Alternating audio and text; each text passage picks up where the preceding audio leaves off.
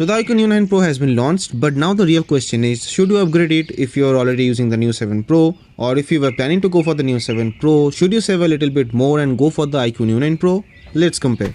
Now the Iqoo Neo 9 Pro's design looks very similar to those Coca-Cola cans right over there, or the Realme 10 Pro's Coca-Cola edition, but on the other hand, it's a good looking fresh design as compared to Neo 7 Pro's design, which looks exactly like previous old Iqoo designs. All buttons, speakers and sensor placements are all the same, but the Neo 7 Pro will feel more comfortable due to its curved design as compared to Neo 9 Pro's more modern, boxy design, but it will also give a more solid feeling when you're using it due to that. But still, it's all plastic phone and no NFC support. The display tech has changed well, at least in terms of number. You still have a 6.7-inch AMOLED display, but now you get LTPO technology. That means it can go as low as 1 Hz when the display is not in use, which will help save battery. Along with a 144 Hz refresh rate instead of a normal AMOLED panel with a 120 Hz refresh rate on the Neo 7 Pro. Even though the 144 Hz will only work in selected apps, and obviously it has to support it. It also has a short sensation UV glass protection and a little brighter max brightness of up to 1400 nits on the Neo 9 Pro as compared to 1300 nits of the Neo 7 Pro, and both of them supports HDR10+ on Netflix as well as on YouTube.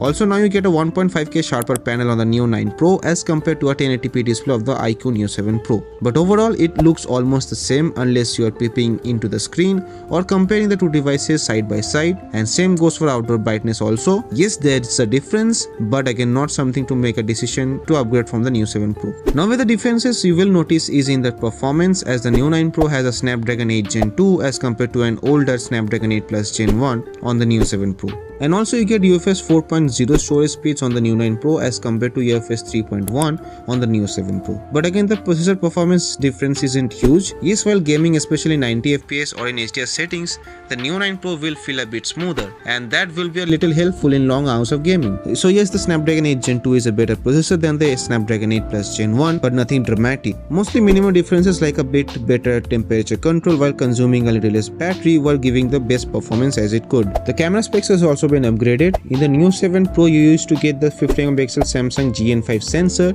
along with a 8MP ultra wide and a useless 2MP macro shooter and a 16MP front camera. On the Neo 9 Pro the main sensor has been upgraded to the 15MP Sony IMX920, which on paper is actually better than the IMX890 present on the OnePlus 12R and the Nothing Phone 2, but the rest of the specs are as same as the Neo 7 Pro. But good news, they finally removed the 2MP useless macro sensor from the Neo 9 Pro. Overall it seems as of now that the Iqoo Neo 9 Pro is having an edge in terms of camera, but check some comparison videos for yourself for better understanding. On the software side of things, neither of them are better than the other because both of them uses the same FunTouch OS, and the Iqoo Neo 9 Pro will now get 3 major Android updates and 4 years of security patches. And no hot games or hot app stuff, but again you do have bloatwares. And yes, the Iqoo Neo 7 Pro was launched with Android 13. It is updated to Android 14 and it will get only one other major update and another 2 years of security updates. The software is smooth enough, but yes, not the cleanest or the smoothest in this range as compared to OnePlus's Oxygen / Color / Realme UI OS or the Nothing OS. The battery capacity has been increased to 5160 mAh as compared to 5000 mAh on the Neo 7 Pro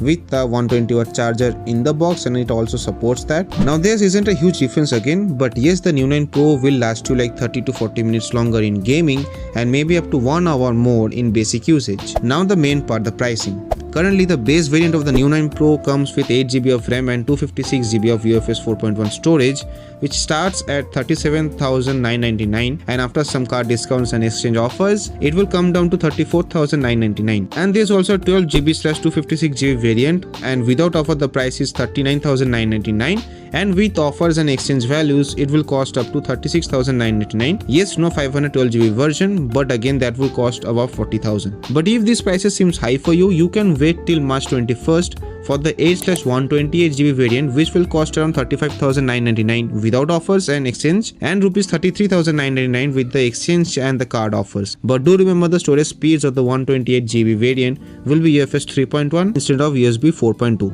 And the Neo 7 Pro starts at around 31,000 for its base 128GB variant with UFS 3.1 speeds on Amazon currently. So yeah, the Iqoo Neo 9 Pro seems a better deal as it has faster and more storage options with a new processor and not much of a hefty price jump. but maybe for some it still sounds overpriced. But for them, see this build quality video and it's pretty clear that the build quality is basically poor and will affect you if you were planning to use it for a couple of years. And now just imagine if this phone was made cheaper than what it is already, the build quality would have been terrible because the company has to do some cost cutting to make profits, right? But the main question is, let's say if you already use an Iqoo Neo 7 Pro, should you upgrade? Well, no. There's changes of course on the Neo 9 Pro, especially on the camera side of things and a better gaming experience, but nothing used to make you upgrade from the Neo 7 Pro. But again, it's your money. If you want to upgrade, then do that, but I wouldn't recommend it.